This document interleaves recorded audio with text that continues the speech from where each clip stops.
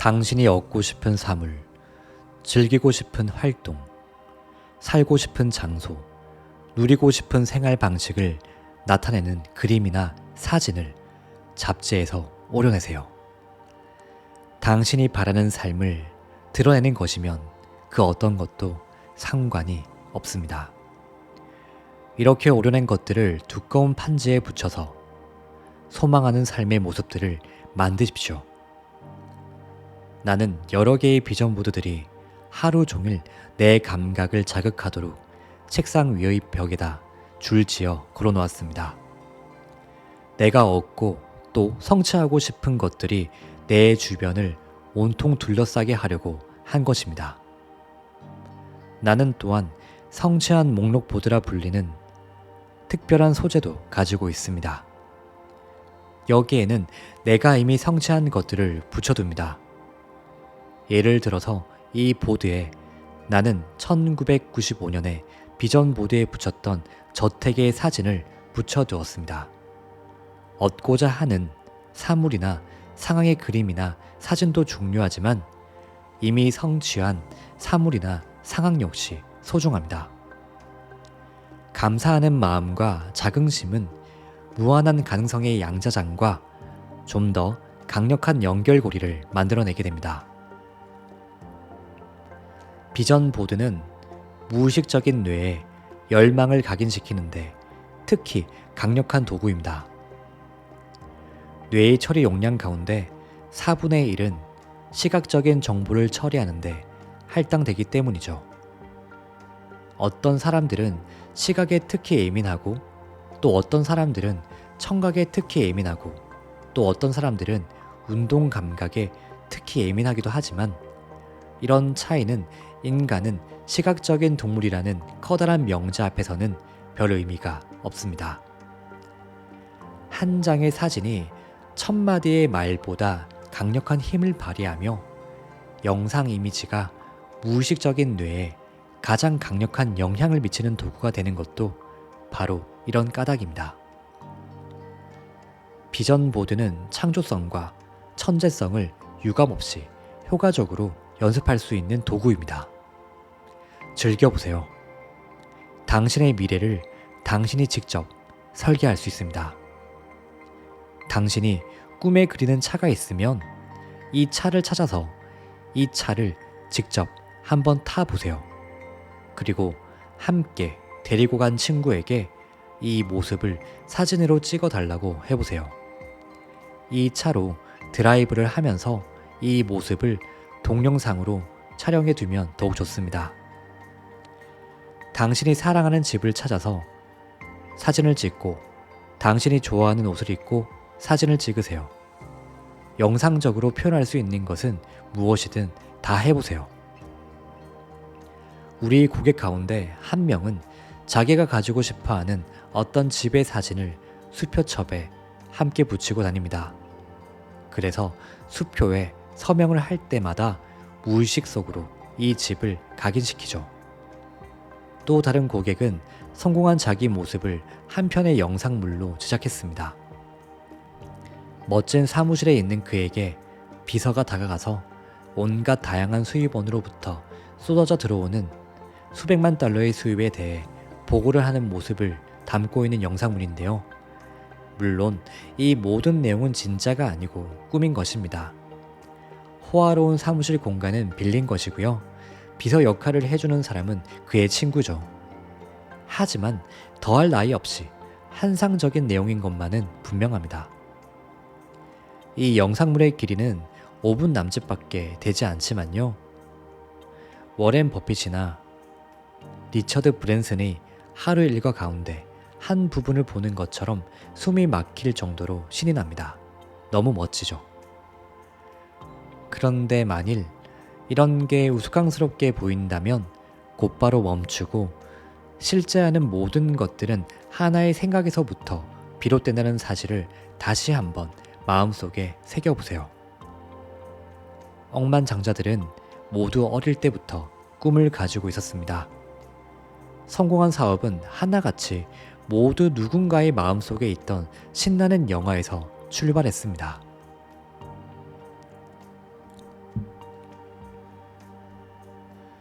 비전과 자기 확신 내용을 설계하고 글로 적고 또 이것이 완벽하게 될 때까지 다듬고 마지막으로 깨끗하게 출력해서 판지에 붙이는 전체 준비 과정은 당신의 의식적인 뇌가 가지고 있는 여러 능력들을 활용합니다. 이제 당신에게 여러 가지 도구가 주어졌습니다. 바로 여기에서 실질적인 작업이 시작됩니다. 이 도구를 이용해서 이 영상 이미지들을 무의식에 각인시켜야 합니다. 이런 작업은 하루에 30분 혹은 그 미만의 짧은 시간 안에 할 수 있습니다. 이 작업에 좀 더 많은 시간을 투여하면 그만큼 당신의 새로운 비전과 믿음은 더 빨리 무의식 속에 각인될 것이고 아울러서 그만큼 빨리 당신이 원하는 결과가 실제 현실에서 일어날 것입니다.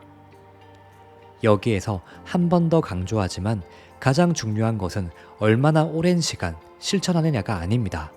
실천한다는 것 자체가 중요합니다. 날마다 같은 시각에 하면 가장 좋죠. 왜냐하면 인간의 신체는 24시간 주기의 리듬에 민감하기 때문입니다. 이것은 가장 핵심적인 조건이죠. 전문 운동선수, 음악가, 무용가, 그리고 작가는 특히 이런 사실을 잘 알고 있습니다.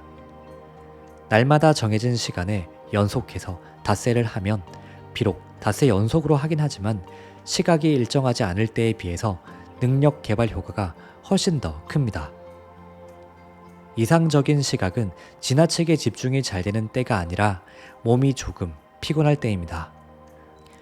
의식적인 뇌의 여가 장치가 정상적으로 작동하지 않는 비몽사몽의 순간이 무의식에 가장 쉽게 접근할 수 있는 시간입니다.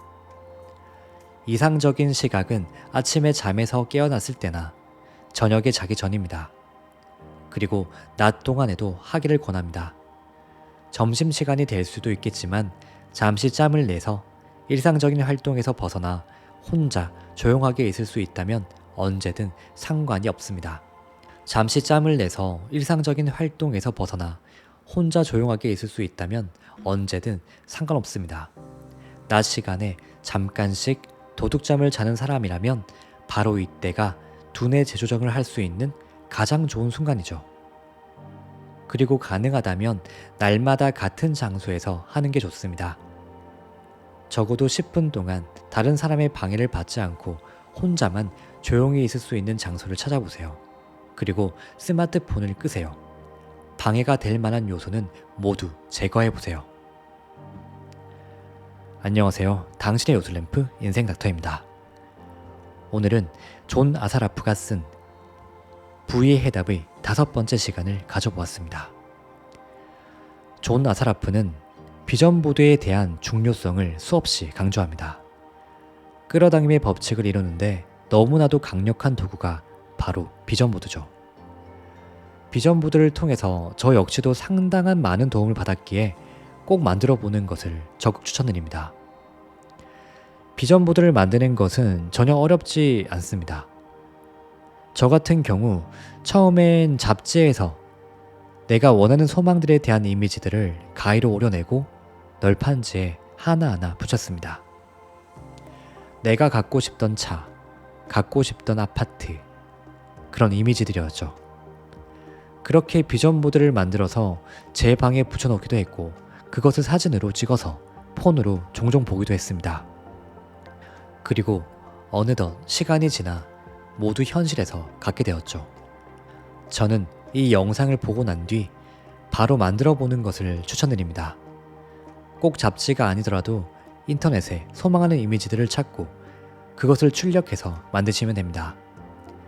시간이 크게 걸리지 않으니 꼭 직접 만들어 보시길 바라는 바입니다. 다음 시간은 부의 해답 마지막 편이 될 듯합니다. 존 아사라프의 아주 핵심적인 내용을 알려드릴 테니 많은 기대 부탁드릴게요.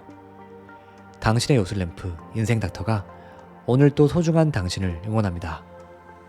이 영상을 보고 있는 당신은 반드시 잘 될 사람입니다. 감사합니다. 2005년 5월의 어느 화요일 아침, 아들 키넌과 나는 5년 동안 뜯어보지 않았던 종이 상자를 열었다. 그리고 그 상자 안에 들어있던 것이 나의 삶을 영원히 바꾸었다. 당시엔 장차 나에게 어떤 변화가 닥칠지 전혀 알지 못했다. 사실 그 종이 상자를 열면서도 나는 우리가 무엇을 보게 될지 정확하게 알지 못했다. 5년 전 이사하느라 짐을 싸면서 테이프로 밀봉했던 상자였다. 이후 나와 가족은 그 상자의 존재를 까맣게 잊은 채 여기저기로 이사를 다니며 수많은 변화들을 두 눈으로 목격하였다. 내가 사회에 처음 발을 들여놓은 건 20년 전이다. 고등학교를 졸업한 직후에 나는 부동산 중개인으로 일했다. 프로농구 선수가 되겠다는 꿈이 물거품이 된 지는 이미 오래였다. 무엇을 하면서 인생을 살아야 할지 아무것도 몰랐다. 아무 생각도 없었다. 부동산 일은 채소 가게에서 일하지 않아도 되는 유일한 방패막이었다. 그렇게 생각했었다.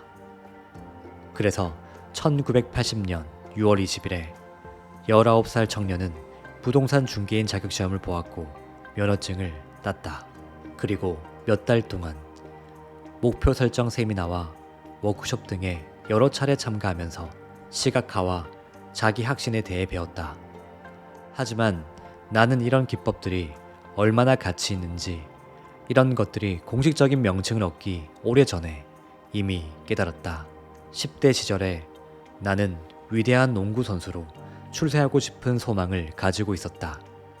사실 나는 농구 스타가 되겠다는 꿈에 강렬하게 사로잡혀 있던 터라서 농구 코트에 들어가기 전에는 언제나 NBA 결승전에서 멋진 활약을 하며 우리 팀을 승리로 이끄는 나 자신의 모습을 상상했다. 게임 종료 직전에 결승골을 성공시키는 내 모습을 끊임없이 상상했다. 농구공을 끌어안고 잠을 잤다. 나는 나무랄 데 없이 훌륭한 선수였다. 그러나 이 모든 것들은 교통사고로 다치기 전까지 일이었다. 더 이상 농구 경기에서 이기는 게 문제가 아니었다. 이제는 일이라는 경기에서 이기는 게 중요했다. 나는 같은 부동산 사무실에서 일하는 사람들 가운데 최고의 실적을 올리는 사람들이 무엇을 하는지 살폈다. 매처럼 날카로운 눈으로 그 사람들이 하는 일을 지켜보았다. 그 사람들이 전화로 통화하는 내용도 귀 기울여 들었다. 심지어 회의를 할 때도 나의 관심사는 회의가 아니었다. 그 사람들이 무슨 말을 하고 또 어떤 방식으로 말하는지 지켜보는 것이 나의 가장 큰 관심사였다. 그리고 또 나는 닥치는 대로 온갖 종류의 문서나 기사 혹은 책을 읽으면서 부동산 중개인으로 성공하는데 조금이라도 도움이 될 수 있는 것이라면 하나도 빼놓지 않고 습득했다. 오디오 테이프도 들었고 강연에도 참석했다. 이 과정에서 나의 친구이자 스승이며 사업의 동반자가 될 사람을 만났다. 밥프로 되었다. 1960년대 초에 밥은 고향이던 토론토를 떠나서 시카고로 가서 얼 나이팅게일과 함께 일했다. 나이팅게일은 이미 10년 전에 자기개발 산업의 기반을 닦은 사람이었다.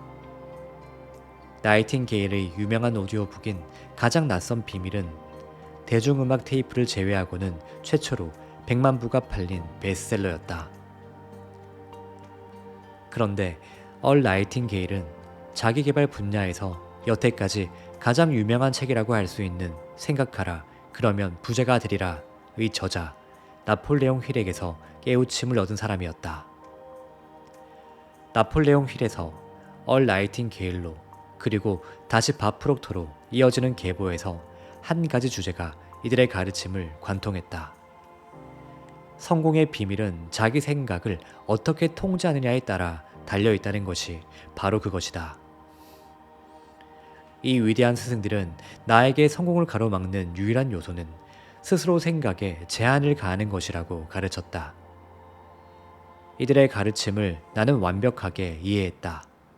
왜 그런지 그리고 어떻게 해서 그렇게 되는지 알지는 못했지만 내가 보기에 그들의 가르침이 밝히는 진실은 아주 자명했다. 곧 나는 나의 목표를 글로 쓰는 작업을 진지하게 수행했다. 나는 내가 얻고자 하는 성공과 관련된 다짐을 종이에 적기 시작했다. 아울러 이런 확신의 내용을 글로 생생하게 묘사했다.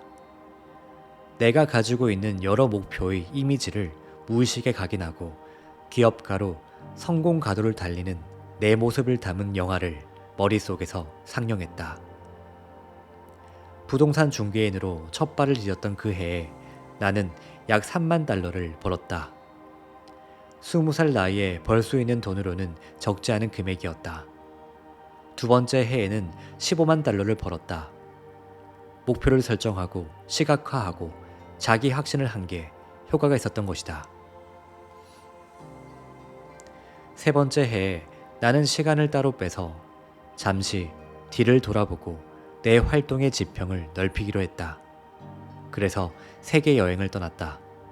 이후 나는 1999년 초에 새로운 회사를 창립했고 9달 뒤에는 이 회사를 나스닥에 상장하는 데 성공했다. 그리고 그 뒤에 다른 회사를 합병했었는데 우리가 세운 회사의 시장 가치는 무려 250억 달러나 되었다. 이 일은 나에게 세 가지 결과를 가져왔다. 우선 생각이 엄청난 힘을 발휘한다는 생생한 증거를 내 눈으로 직접 목격하는 기회가 되었다. 그리고 이제 현업에서 은퇴를 해도 얼마든지 넉넉하게 살 수 있을 정도로 충분히 많은 돈이 생겼다. 2000년 초에 나와 가족은 샌디에이고의 주택지에 우선 집 한 채를 빌려서 임시로 지내며 우리가 살 집을 본격적으로 찾아 나섰다. 마침내 우리가 바라던 멋진 집을 찾았다.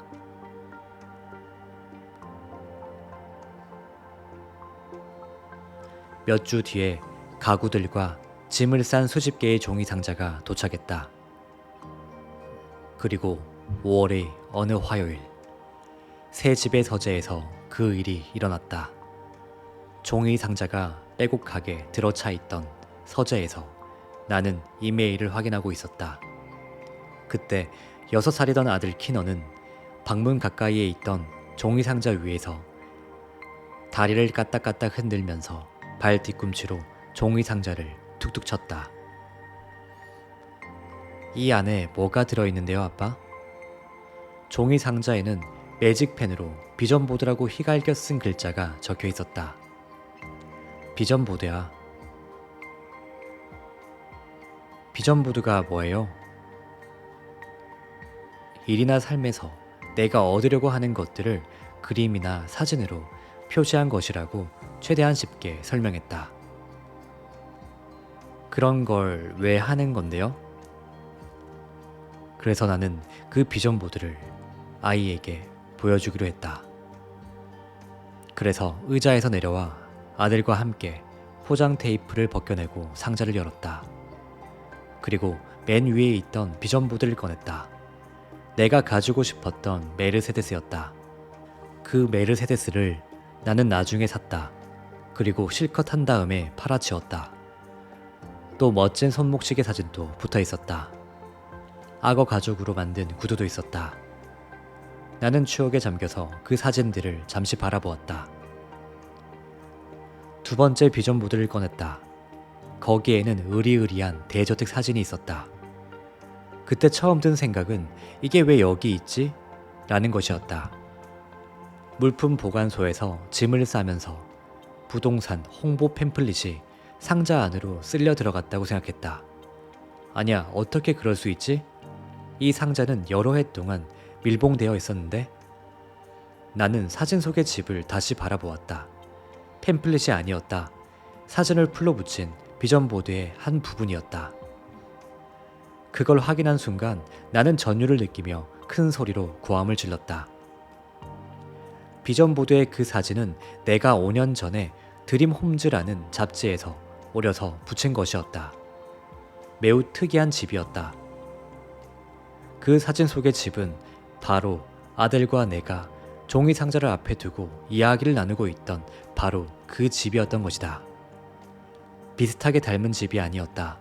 정확하게 바로 그 집이었다. 내가 그 사진을 오려서 붙일 때 나는 그 집이 어디에 있는지 혹은 가격이 얼마나 되는지 알지 못했다. 그저 잡지 속에 있는 멋진 집일 뿐이었다. 기분이 묘했다. 어떻게 내가 실제로 이 집을 사게 되었을까? 이렇게 될 수 있는 확률이 과연 얼마나 될까? 잉태의 법칙은 끌어당김의 법칙을 보완한다. 잉태의 법칙을 한마디로 말하면 모든 씨앗에는 잉태기가 필요하다는 것이다.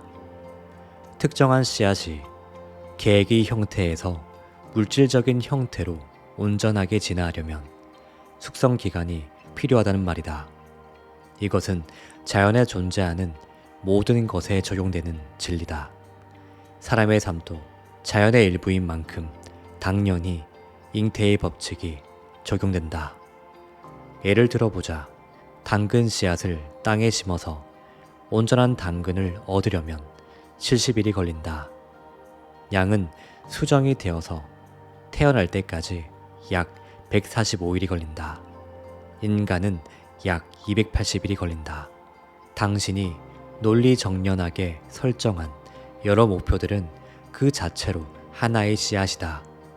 그리고 이 목표 하나하나는 잉태기, 즉 당신이 처음 이것을 심은 시점에서 그것이 온전하게 물질적인 형태로 나타나는 시점에 이르는 기간을 필요로 한다. 이 잉태 기간은 얼마나 길까? 매우 어려운 문제다. 쉽게 알 수가 없다. 새로운 사업을 하는데 필요한 여러 가지 도구들, 자원들, 자본, 그리고 동업자를 끌어당기는데 얼마나 많은 시간이 걸릴까? 영혼의 동반자를 소망해서 끌어당기는데 얼마나 많은 시간이 걸릴까? 당신이 원하는 자리를 잡을 수 있게 세상이 당신을 올바른 환경 속에 위치시키는데 얼마나 많은 시간이 걸릴까? 우리는 정답을 알지 못한다. 하지만 분명하게 아는 게 있다. 어느 정도의 시간은 꼭 걸린다는 것이다. 분명하게 아는 게 또 하나 있다. 만일 씨앗을 뿌린 뒤에 계속해서 이 씨앗을 괭이로 파서 들쳐내면 이 씨앗은 제대로 자라지 못한다는 사실이다.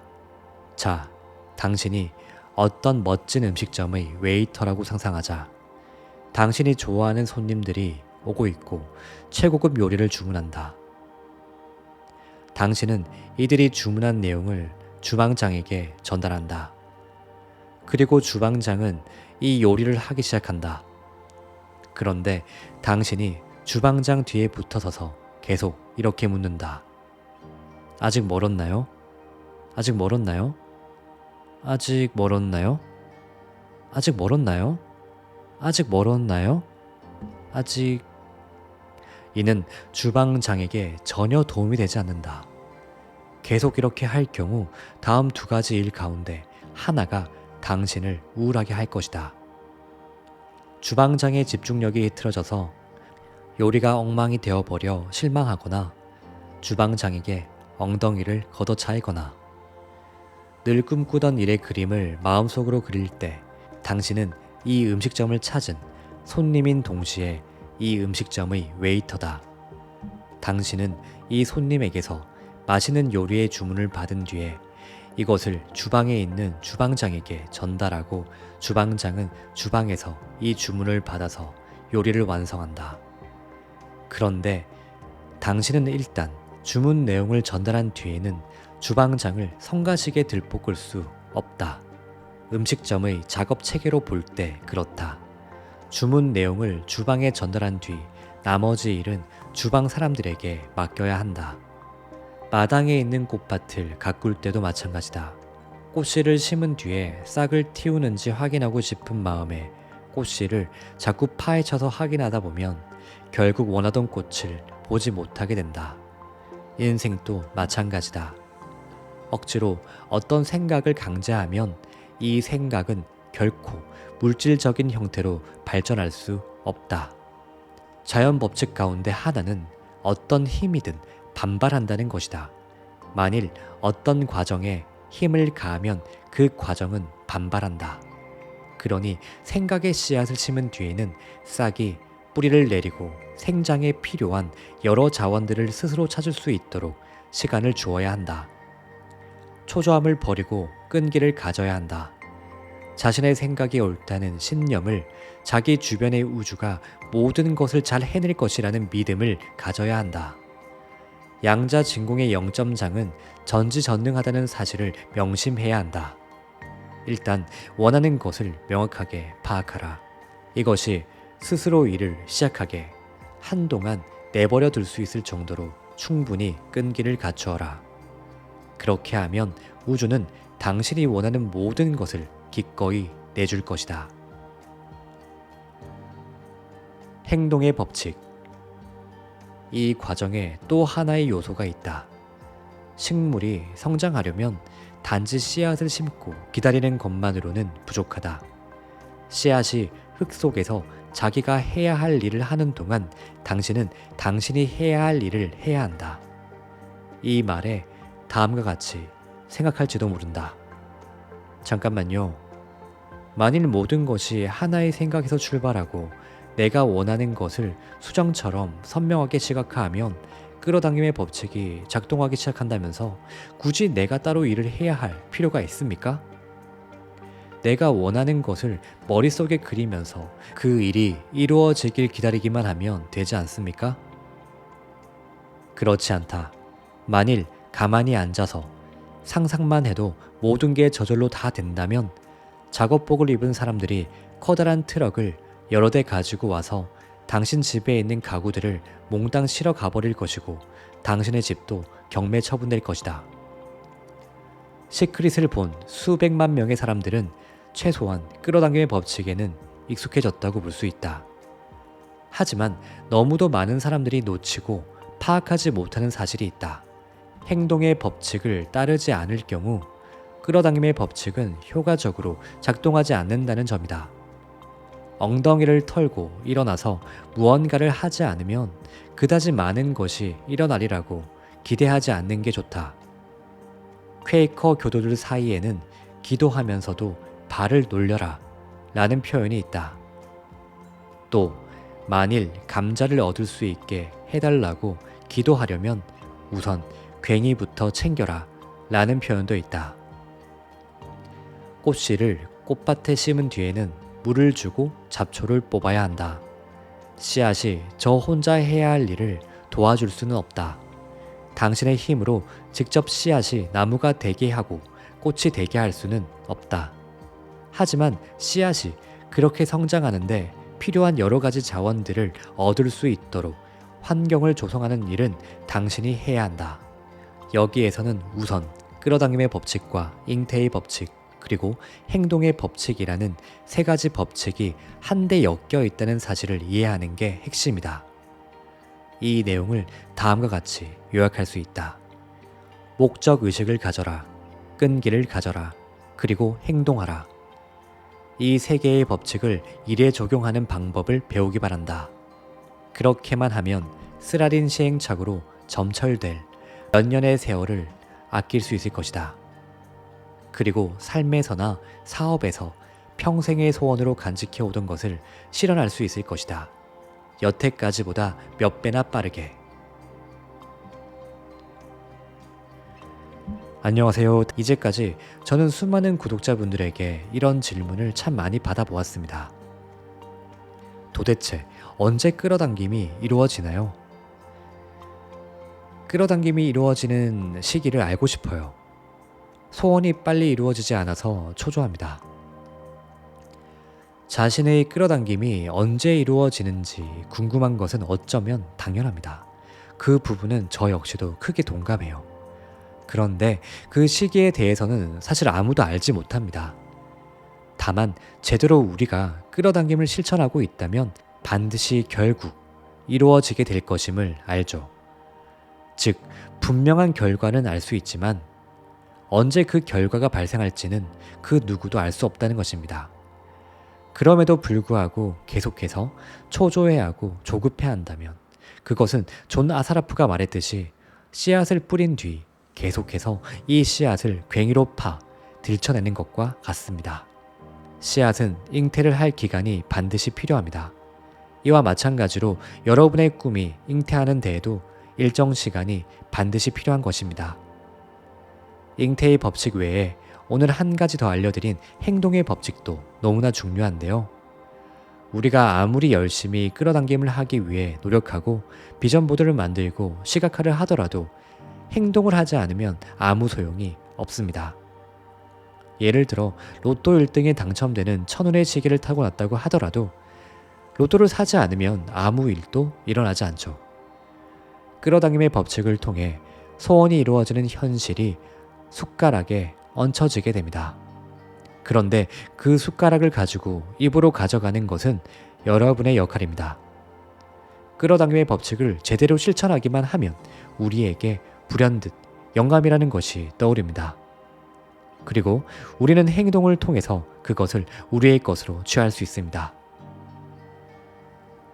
오늘 제가 알려드린 부의 해답은 어떠셨나요? 앞으로 부의 해답 시리즈는 계속될 예정입니다. 다음 시리즈도 많은 기대 부탁드릴게요. 당신의 요술램프 인생닥터가 오늘도 소중한 당신을 응원하겠습니다.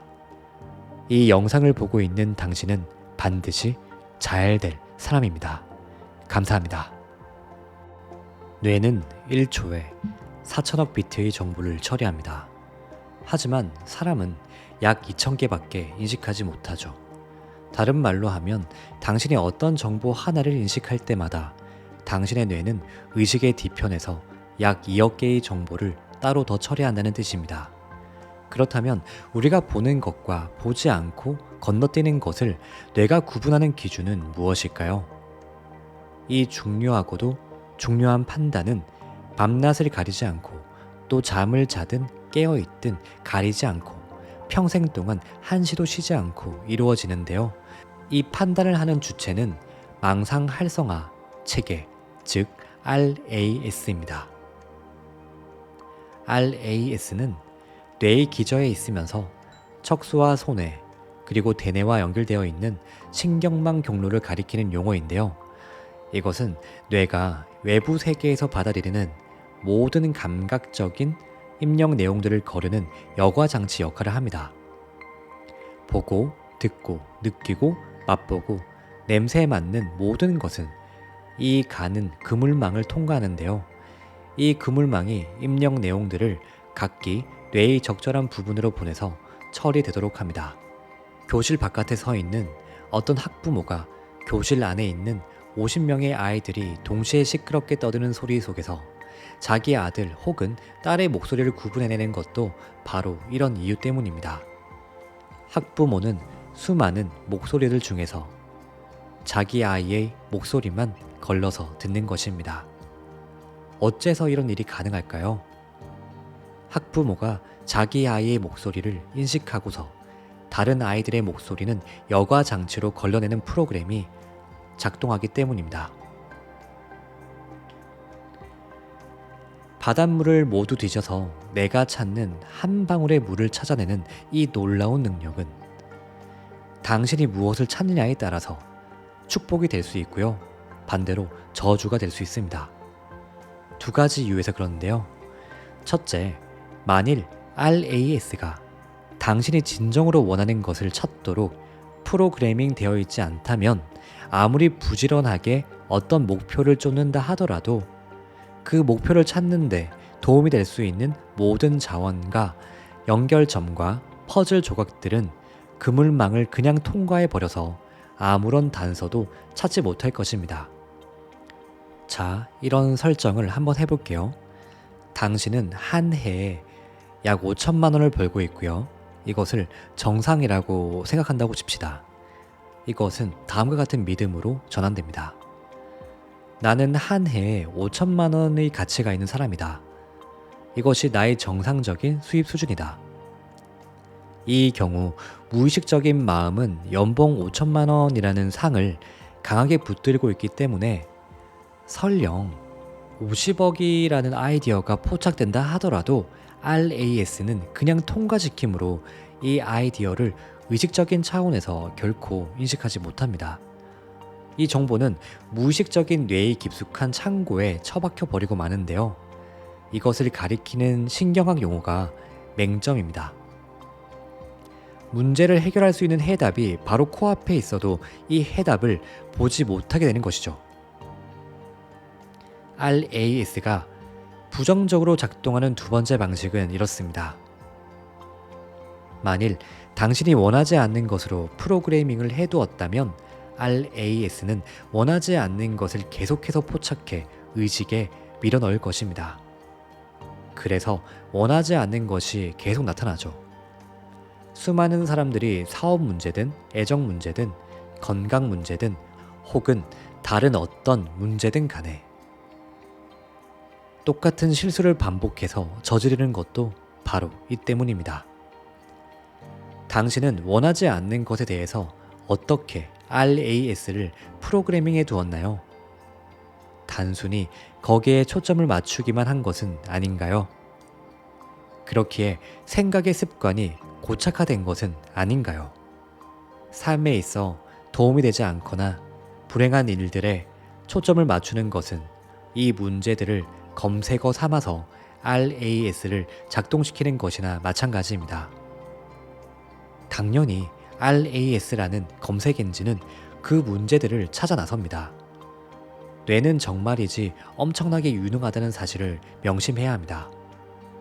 만일 아무 생각 없이 심장병이니 실망이니 좌절 따위를 찾으라고 했다간 낭패를 당하고 말죠.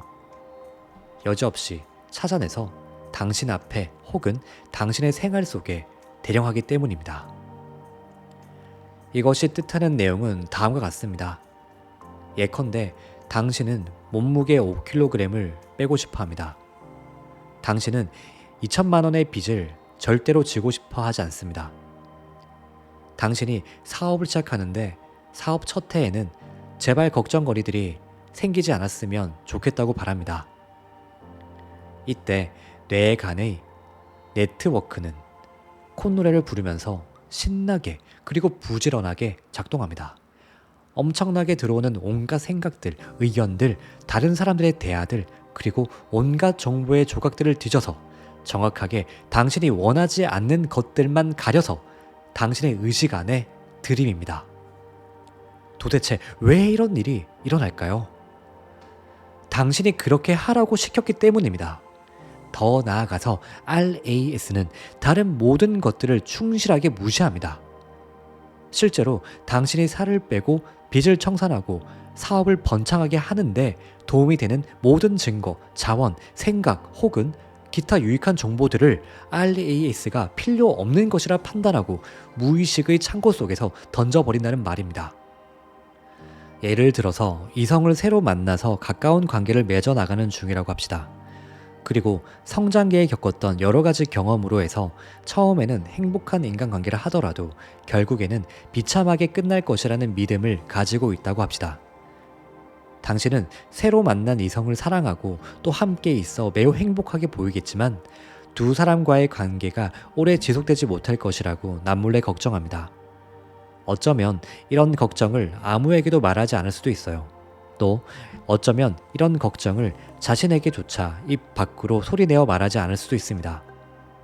하지만 무의식에는 어떤 비밀도 불가능하죠. 이 걱정은 단지 주변만을 돌지 않습니다. RAS의 검색 작업이 진행되면서 결국 이 걱정은 전면 무대에 나서고 맙니다. 자, 그럼 구체적으로 어떤 일이 일어났는지 살펴봅시다.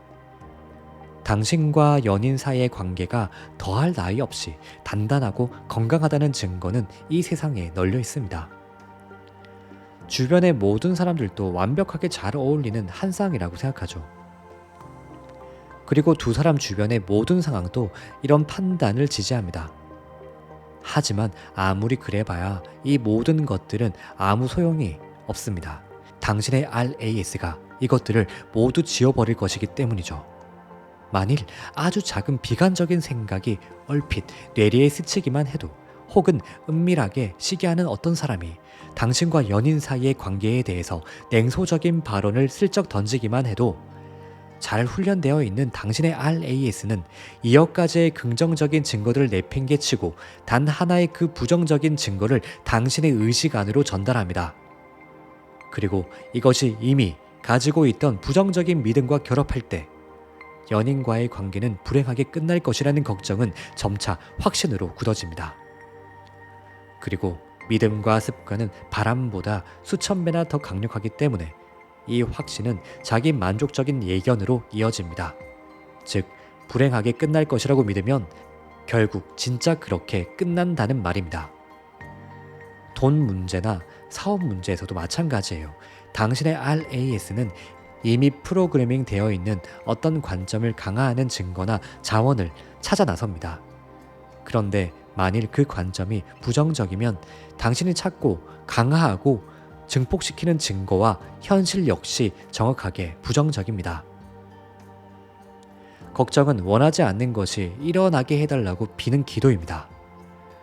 분명한 목적을 가지고서 RAS에 의식적으로 지시를 내리는 방법을 배우는 게 중요한 것도 이 때문이죠.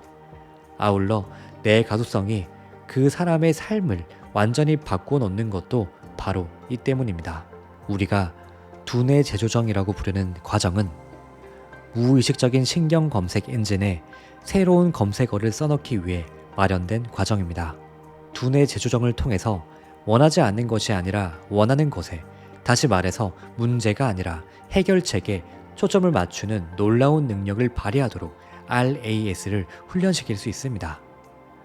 이렇게 할 경우 RAS는 과연 목표를 이룰 수 있을까 걱정할 때 생기는 온갖 의심과 두려움이 아니라 그 목표를 달성함으로써 얻을 수 있는 만족감과 성취감 그리고 기쁨에 초점을 맞추어서 이런 것들을 가려내게 됩니다. 두뇌 재조정의 간단한 기법을 동원해서 당신의 무의식적인 뇌가 당신이 원하는 방향으로 향하도록 조정할 수 있다는 것입니다. 이 걱정이란 녀석은 참 무서운 존재죠. 걱정을 하게 되면 우리 안에 있는 망상 활성화 체계, 즉 RAS가 작동됩니다. 그리고 우리의 생각과 감정을 바탕으로 계속해서 이 생각과 일치하는 것들을 쉬지 않고 찾아버리는데요. RAS를 통해서 우리의 일상에서는 걱정스러운 일들이 지속적으로 발견되게 됩니다. 이는 우리에게 흐르는 에너지가 또 다른 비슷한 에너지를 찾아서 끌어당기는 것과 같은 이치입니다. 자신에게 걱정이라는 부정적인 에너지가 흐르게 되면 역시나 또 다른 걱정거리들을 이 현실로 끌어당기게 됩니다. 주파수로도 설명이 가능하죠. 걱정이 가득할수록 같은 주파수 영역대에 있는 또 다른 걱정들을 불러오게 되는 것이죠. 그렇기 때문에 우리는 걱정이라는 녀석에 잠식되지 않도록 항상 주의를 해야 합니다.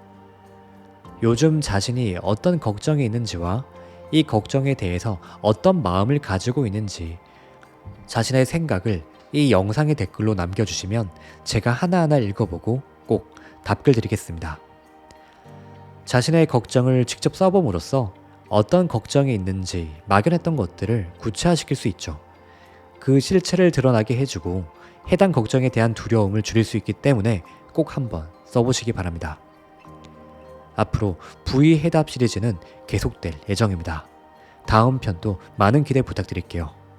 당신의 요술램프 인생닥터가 오늘 또 소중한 당신을 응원하겠습니다. 이 영상을 보고 있는 당신은 반드시 잘 될 사람입니다. 감사합니다. 스콧 테일러가 컨설팅을 받으려고 우리를 찾아왔을 때 그는 좌절감에 빠져 허우적거리고 있었습니다. 그는 10년 이상 사업을 해왔지만 그와 그의 아내 로리가 함께 창업한 회사인 테일러 메이드 마케팅은 심각한 위기에 처해 있었죠. 이 회사는 웹 디자인, 홍보 대행, 검색 엔진 최적화, 그리고 판매 컨설팅 작업을 하는 회사였습니다. 하지만 이들 부부가 아무리 열심히 일을 해도 도무지 사업 목표를 달성할 수가 없었습니다. 스콧은 곧 성장을 가로막는 최대 요인이 자기가 가지고 있는 믿음이라는 사실을 깨달았습니다. 자신이 없었습니다. 다음은 스콧이 하는 말입니다. 나는 고객들이 갑부가 되도록 도와주었습니다. 하지만 정작 나는 내가 부담해야 하는 여러 경비들을 맞추기도 버거웠습니다. 스콧은 두뇌 재조정 과정을 거치면서 시각화와 자기 확신으로 자신의 무의식적인 뇌를 창조하도록 개조하기 시작했습니다. 그가 설정했던 자기 확신 가운데 하나는 그가 고객들을 위해서 만들어내는 성공 사례의 열매들을 더욱더 많이 나누어 가져도 된다는 생각이었습니다.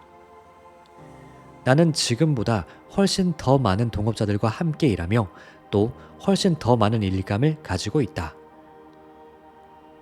그는 아침마다 이 자기 확신 내용을 반복해서 자기 자신에게 주입시켰습니다. 그러자 다음과 같은 일이 일어났습니다. 2주밖에 지나지 않았는데 고객 가운데 한 명이 나에게 오더니 갑자기 자기 회사의 지분 3분의 1을 가지는 조건으로 함께 일해주지 않겠냐고 제안하더군요.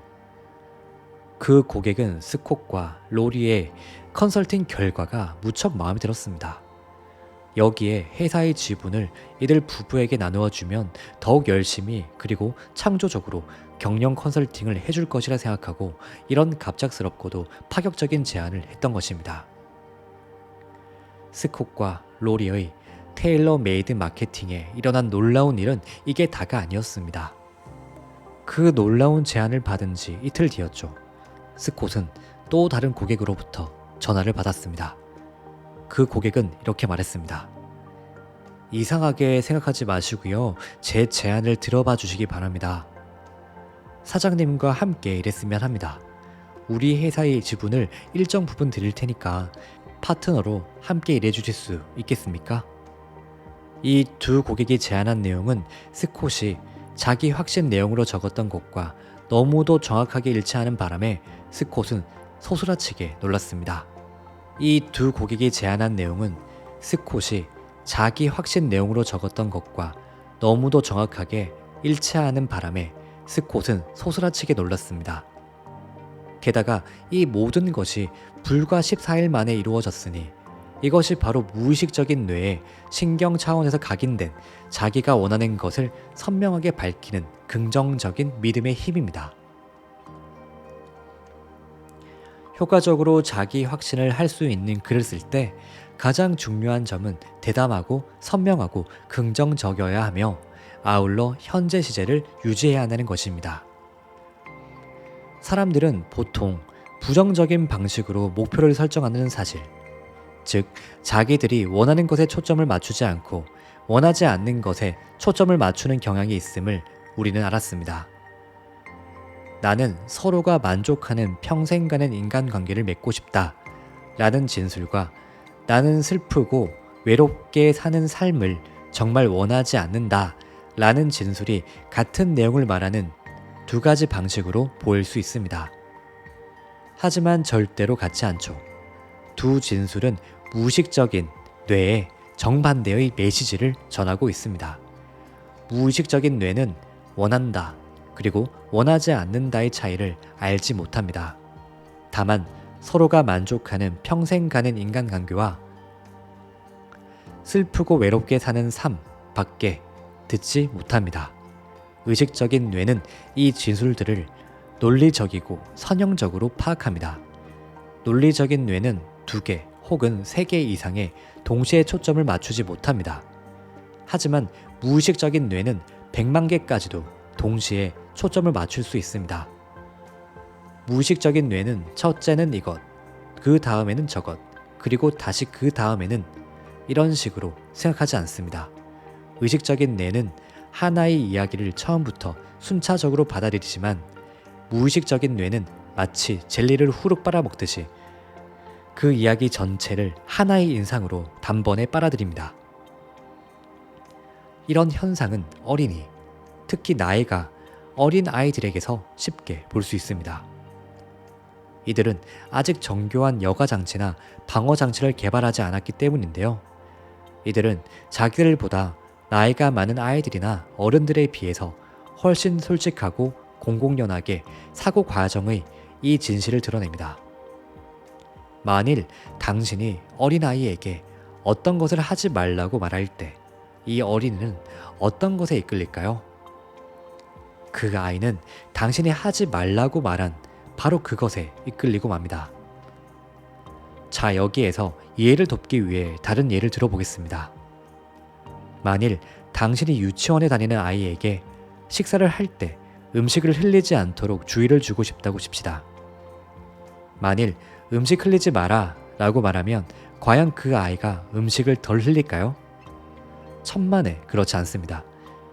오히려 이 아이는 음식을 더 흘리게 됩니다. 우리가 우리 자신에게 어떤 메시지를 전할 때도 마찬가지예요. 아니, 수백 배 더 강력하게 이런 현상이 나타납니다. 왜 그럴까요? 아이에게 음식을 흘리지 말라고 말하는 게 하루에 몇 번이나 될까요? 한 번, 또는 두 번, 혹은 많아야 서너 번입니다.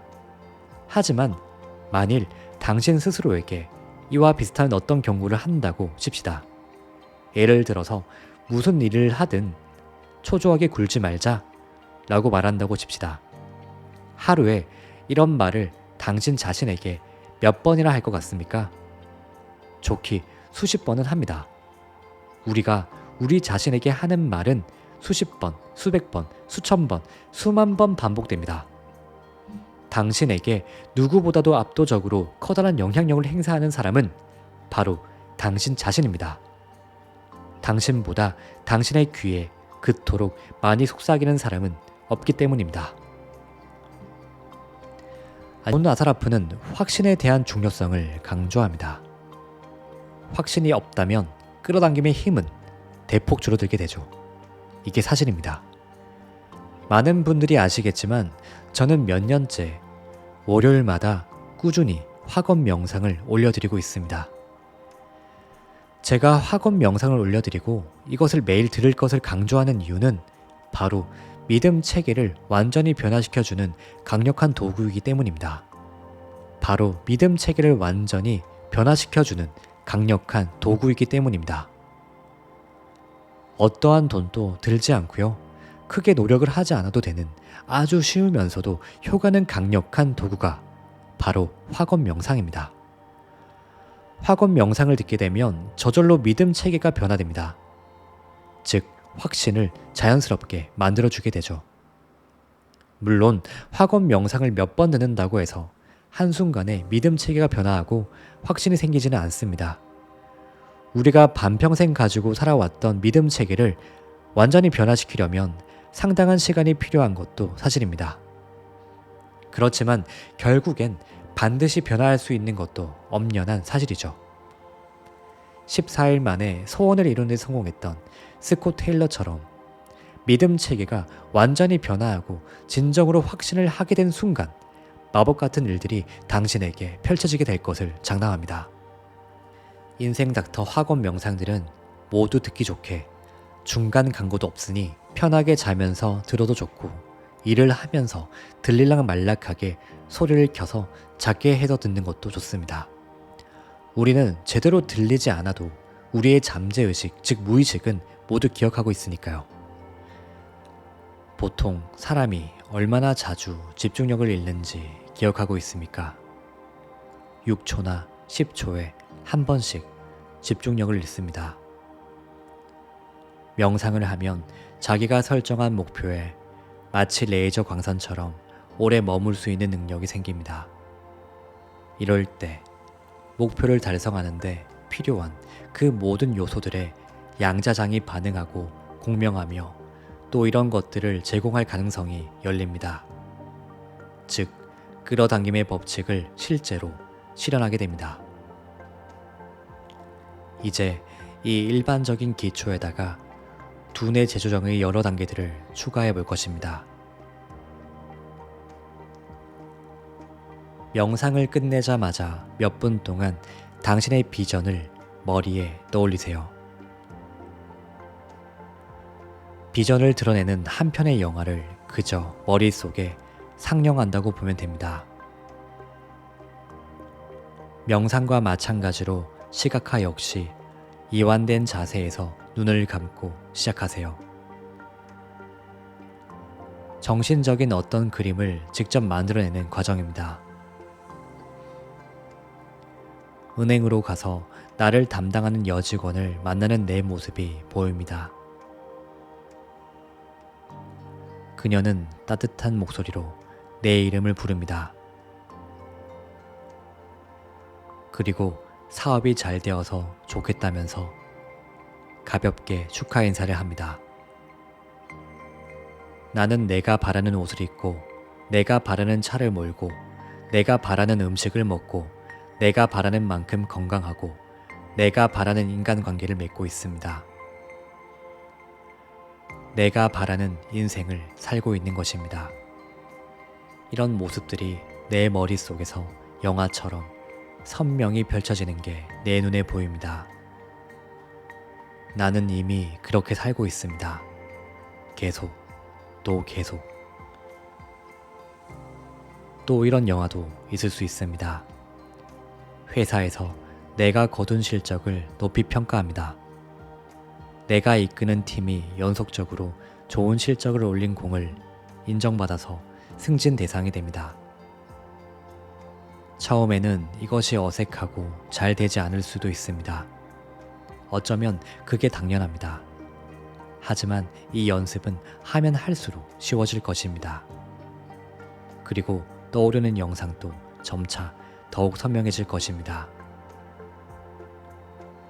바로 이 지점이 선명함이 힘을 발휘해야 할 곳입니다. 날마다 늘 동일한 이미지를 떠올리려고 노력하세요. 빼먹지 않고 날마다 이 훈련을 해서 동일한 이미지들을 선명하게 떠올릴 수 있을 때 날마다 꾸준히 하는 반복 훈련의 길을 시원하게 낸 것이나 다름없습니다. 곧 쉽고 또 신속하게 그 이미지들을 떠올려서 자기 마음의 스크린에 펼칠 수 있다는 사실을 깨달을 것입니다. 이렇게 되면 극장에서 영화를 보듯이 이 이미지들을 볼 수 있습니다. 물론 자기 마음의 스크린에 펼쳐지는 이 영화의 줄거리 진행, 그리고 세부 사항에 대한 모든 것은 자기가 마음대로 정한 것입니다. 이 영화는 나의 멋진 성공이라는 짜릿한 전율의 책이 영화로 각색된 거실터입니다. 그리고 한 가지 덧붙이자면, 비록 우리가 시각화라는 단어를 쓰고 있지만 매력적인 청각적 요소도 잊지 말고 만들어야 합니다. 또 청각뿐만 아니라 미각과 후각, 촉각, 그리고 직감까지도 모두 동원해야 합니다. 사실 직감은 진짜 결정적인 것입니다. 최고의 영화 감독들은 형태, 색, 움직임, 소리, 기타 사용할 수 있는 모든 도구들을 사용해서 본능적인 어떤 반응을 관객들로부터 이끌어내고자 하는 게 자기들의 목적임을 잘 알고 있습니다. 이것은 바로 당신이 추구하는 느낌이며 꿈에 소망하던 일을 결국 이루어내는 생생한 경험을 한다는 느낌입니다.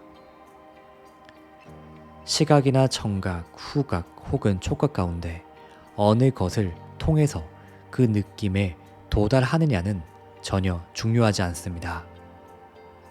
이 모든 것들은 결국 동일한 종착지, 즉 거기에 있는 게 어떤 느낌이냐 하는 지점으로 이끌기 때문입니다. 시각화한 뒤에 몇 분을 들여서 자기 확신 내용을 다짐하세요. 소리를 내어서 자기 확신을 읽을 수 있습니다. 이 과정에서 자기 확신의 내용이 담고 있는 진리를 느끼세요. 마음속의 그림을 보세요. 혹은 이 자기 확신의 내용들을 성취했을 때의 느낌이 어떤지 느껴보세요. 정말 간단하지 않습니까? 명상 몇 분, 시각화 몇 분, 그리고 자기 확신 몇 분, 이게 다입니다. 특히 시각화는 제가 거듭 강조했을 정도로 소망을 끌어당기는데 빼놓을 수 없는 너무나도 중요한 부분인데요. 안타깝게도 많은 분들이 이 시각화에 대해서 어려움을 겪고 있었습니다. 사실 시각화는 처음부터 잘하는 경우는 잘 없어요. 원하는 이미지가 잘 떠오르지도 않고요. 그 이미지를 떠올렸다가도 금세 사라지곤 하죠. 또 잡생각이 생겨서 상상하는 것조차 쉽지 않습니다. 그런데 분명한 것은 연습을 통해서 이 시각화를 능숙하게 할 수 있다는 것입니다. 운전을 처음 배울 때를 생각해 보세요. 운전면허 학원에 가서 덜덜 떨며 핸들을 잡고 어렵사리 운전했던 경험은 누구나 있을 것입니다. 그런데 지금은 어떤가요? 신나는 음악을 들으면서 드라이브를 즐기기도 할 것이고요. 크게 어렵지 않게 운전을 하죠. 대부분 그럴 겁니다. 이는 시각화도 마찬가지예요. 포기하지 않고 계속 꾸준히 하다 보면 언젠가 반드시 능숙하게 시각화를 할 수 있습니다. 저 역시도 처음엔 되게 힘들었습니다. 이 시각화 자체가 너무 어려워서 포기해야 되나 하는 생각도 들 정도였으니까요. 그런데 지금은 이 시각화를 하는 게 너무 쉽습니다. 저처럼 누구나 될 수 있어요. 우리 구독자님들 반드시 이 시각화 능숙하게 할 수 있습니다. 이를 잊지 마시고요. 절대 포기하지 마세요. 그리고 시각화를 하는데 스트레스를 너무 받지 마시고요. 즐겨야 됩니다. 편안하게 즐겨보세요. 시간이 지나면 자연스럽게 잘하게 될 때는 반드시 오게 되니까요. 지금 이 순간, 이 시각화를 하는 순간 그저 즐겨보세요. 당신의 요술램프 인생닥터가 오늘 또 소중한 당신을 응원합니다. 이 영상을 보고 있는 당신은 반드시 잘 될 사람입니다. 감사합니다. 아무에게도 방해를 받지 않고 혼자 몇 분 동안 있을 수 있는 조용한 공간을 집에서 찾으세요. 처음에는 6분에서 7분 정도의 시간을 들이면 충분합니다. 마음은 정신적인 근육이나 마찬가지입니다. 이 정신적인 근육을 이두근이나 삼두근을 움직일 때처럼 움직이고 싶을 것입니다. 그냥 조용히 그리고 편안하게 앉으세요. 의자에 앉아도 좋고요. 바닥에 그냥 앉아도 좋습니다. 그리고 두 손을 맞잡으세요. 아무 자세나 자기가 편한 자세로 잡으면 됩니다. 명상에서 가장 중요한 것은 자기에게 편안한 자세를 찾는 일입니다. 자기가 불편하거나 특이한 어떤 자세를 굳이 취할 필요는 없습니다. 충분히 이해될 수 있도록 앉으면 됩니다. 그런 다음엔 눈을 감고 숨을 들어오고 나가는 것에 집중해 주세요. 코로 천천히 숨을 깊이 들이마시세요. 그 다음에는 입으로 숨을 내뱉습니다. 두세 번 더 같은 방법으로 호흡을 하겠습니다.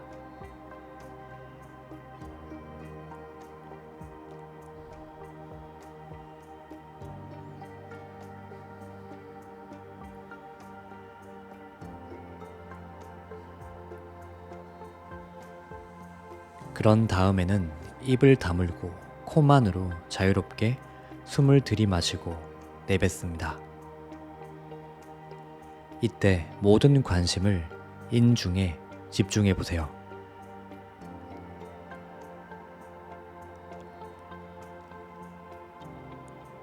이 과정을 6분 동안 계속하겠습니다.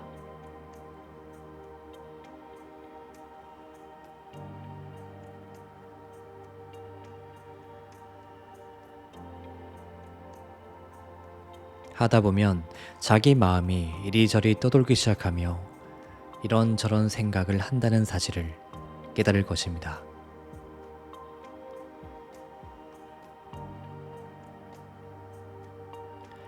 이때 이런 현상을 판단하려 들거나 자기 자신을 비판하지 마세요.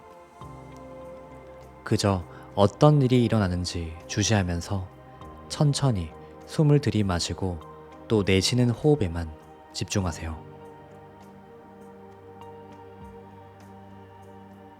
그리고 인중에 집중해 주세요.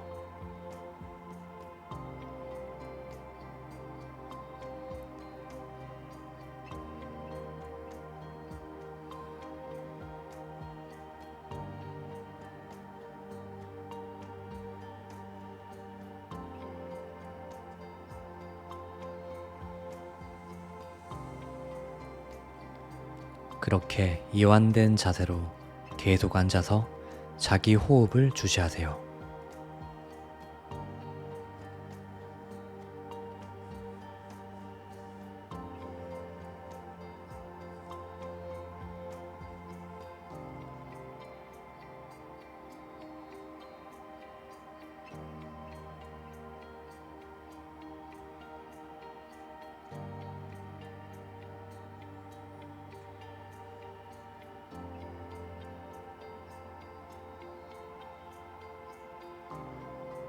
처음 몇 분 동안에는 자기 마음을 쫓아다니는데 모든 시간을 허비하는 느낌이 들지도 모릅니다. 아무리 호흡에 집중하려고 해도 집중은 자꾸만 흐트러질 것입니다. 어린아이를 지키고 앉아서 기회만 있으면 달아나는 아이와 끊임없이 씨름을 하는 것과 같은 느낌이 들 것입니다. 걱정하지 마세요. 괜찮습니다. 무언가 잘못되고 있다는 생각이 들겠지만 그런 생각은 하지 마세요. 잘못하는 게 아닙니다. 잘하고 있습니다. 며칠 동안 이런 현상은 계속될 것입니다. 그래도 괜찮습니다. 자기가 하는 행동이 의식적인 마음의 햇빛을 전두엽의 돋보기로 모으는 것임을 기억하세요. 바벨이나 덤벨을 가지고서 운동하는 것과 마찬가지로 의식적인 집중이라는 근육을 훈련시키기 위해 시작한 것입니다. 호흡에 얼마나 잘 집중하느냐는 중요하지 않습니다. 훈련을 한다는 것 자체가 중요할 뿐입니다. 시간이 지나면 집중하는 게 점차 더 쉬워진다는 사실을 깨닫게 될 것입니다. 양자 우주에서 관찰과 집중은 결정적이리만큼 중요합니다. 우주에는 의도보다 더 강력한 힘은 없습니다. 전두엽을 훈련시킴으로써 그리고 호흡을 관찰하는 훈련을 함으로써 자기 마음을 평정하게 하는 능력을 강화하고 의도와 집중의 힘을 키웁니다. 매일 이 연습을 하세요. 대략 2주가 지난 뒤에는 명상 시간을 15분으로 늘리세요. 다시 또 2주가 더 지난 뒤에는 가능하다면 이 시간을 30분으로 늘려주세요. 하지만 여기에서 가장 중요한 것은 이 훈련을 날마다 규칙적으로 꾸준하게 해야 한다는 점입니다.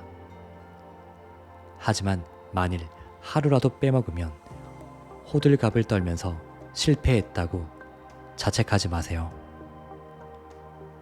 집중하려고 해도 잘 되지 않을 때 느긋한 마음을 가졌던 것처럼 그렇게 느긋해야 합니다. 아무 일도 없었던 것처럼 다음 날부터 다시 연습을 하세요. 이 훈련을 규칙적으로 하다 보면 당신이 보내는 하루가 완전히 바뀌었다는 사실을 언제부턴가 깨달을 것입니다. 모든 것이 천천히 돌아가는 것처럼 보이고 모든 것을 다 할 수 있을 만큼 시간이 충분하다고 느낄 것입니다. 그리고 자기가 주변의 우주와 연결되어 있다는 심오한 인식을 하게 될 것입니다. 또 가장 중요하게는 소망과 목표의 여러 요소들이 마음속에서 집중되고 또 삶 속에서의 구체적인 형상을 취하는 것이 눈에 보이기 시작합니다. 명상은 건강과 삶에 유익한 온갖 종류의 부가급부를 제공합니다. 하지만 명상은 특히 두뇌 재조정에 필요한 강력한 토대가 됩니다. 다른 유형의 여러 뇌파들에 접근할 수 있는 능력을 개발하면 당신이 설정한 목표를 달성하는데 일은 한층 쉬워질 것입니다.